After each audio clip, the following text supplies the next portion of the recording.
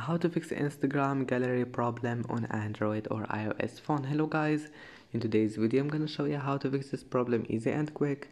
First, open settings and scroll down until you find apps, and then click apps again, and here type Instagram and click on it.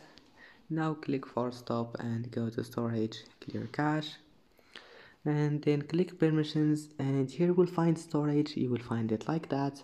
Click on it, click allow, and that's it. Now your problem must be fixed. And now just go back and try again, and if that doesn't fix it, now restart your phone and go to Play Store and make sure your Instagram is updated, and that's it. And if you have an iPhone, just uninstall your Instagram and install it again, and that's it. I hope that can fix your problem, and see you in the next video.